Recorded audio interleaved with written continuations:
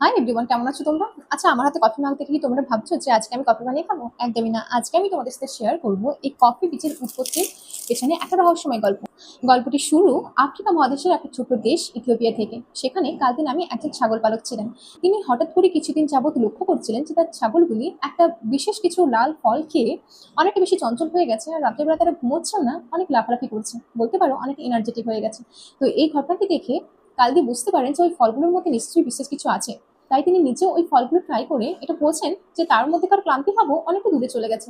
এই ঘটনা সম্পর্কে তার বিশেষ কিছু অভিজ্ঞতা না থাকার জন্য তিনি কাছের একটি মঠে যান এবং সেখানের একজন বড় সন্ন্যাসীর সাথে এই ঘটনাটি শেয়ার করেন। তো তিনি তাকে সেই ফলগুলো নিয়ে আসার কথা বলেন এবং তিনি নিজেও সেই ফলগুলোকে গরম জলে ফুটিয়ে সেদিন সেবন করে তিনি প্রার্থনা করার সময় এটা বলছেন যে তার মধ্যেকার একাগ্রতা অন্য দিনের তুলনায় অনেকটা বেশি ছিল। তো এই ঘটনাটা তাকে খুব হতবাক করে দেয় এবং তিনি আরো কিছু সন্ন্যাসীদের সাথে এই ঘটনাটি শেয়ার করেন এবং তাদেরকেও এই পানীয়টি সেবন করেন, আর তারাও একই রকম এনার্জেটিক ফিল করে। এভাবে প্রায় 1200 বছর পূর্বে এই কফি বীজের উৎপত্তি হয় ইথিওপিয়া থেকে।